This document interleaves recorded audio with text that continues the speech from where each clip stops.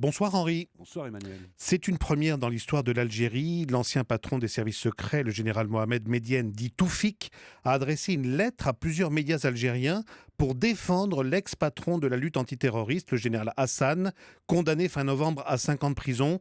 Voilà une affaire qui en dit long sur le climat qui règne actuellement à Alger, au plus haut sommet de l'État. Effectivement, Emmanuel, une affaire qui apparaît presque incroyable quand on connaît un peu le mode de fonctionnement de l'État algérien, notamment quand il s'agit des services de sécurité, c'est-à-dire du sommet de l'armée qui a toujours été au cœur du pouvoir, à tel point que les Algériens eux-mêmes n'en ont pas cru leurs yeux en découvrant cette lettre parue vendredi dans la plupart des grands quotidiens du pays. Alors, pour comprendre leur incrédulité, il faut d'abord rappeler que le général Medienne a dirigé pendant 25 ans le département du renseignement et de la sécurité, le redoutable DRS, avant d'être mis à la retraite à la fin de l'été dernier. Mais rappelez surtout qu'à 76 ans, cet homme de l'ombre ne s'était jamais exprimé publiquement, et encore moins dans la presse, et qu'il cultivait tellement le secret que même publier une photo de lui avait longtemps été interdit. C'est donc cet homme quasi invisible qui a décidé de prendre à témoin l'opinion pour défendre un homme qui a longtemps été sous ses ordres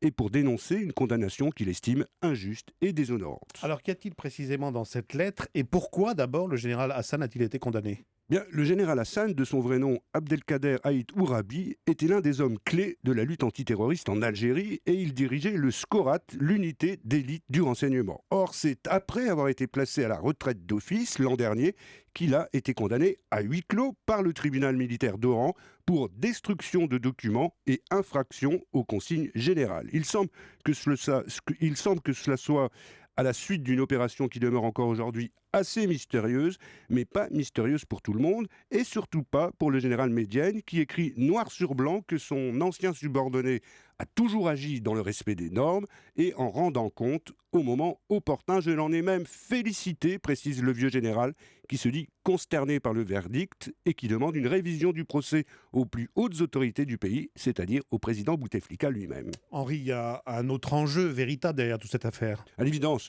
c'est pas seulement une affaire de respect des procédures militaires, ni même un règlement de compte au sein de l'armée.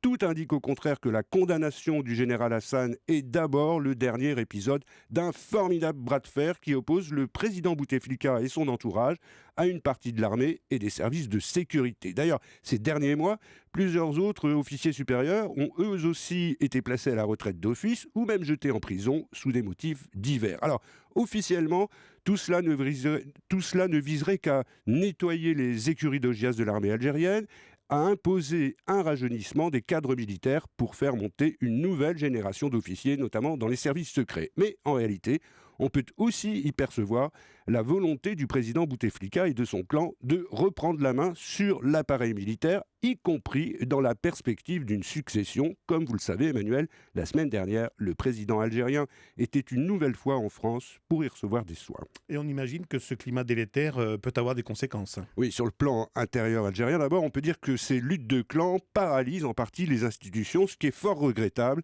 dans un pays qui a le plus grand besoin d'un État fort qui s'attaque vraiment aux questions essentielles, le chômage des jeunes, le clientélisme ou la corruption. Mais en déstabilisant l'armée et les services secrets, ces luttes de clans risquent aussi d'avoir un effet néfaste en matière de sécurité et de lutte contre le terrorisme. Or, au moment où la coopération et même l'implication de l'Algérie n'a jamais été aussi indispensable, que ce soit au Sahel ou en Libye, ça peut devenir très inquiétant. Voilà pour ces règlements de compte à la tête de l'État algérien. Merci beaucoup Henri Guirchoun.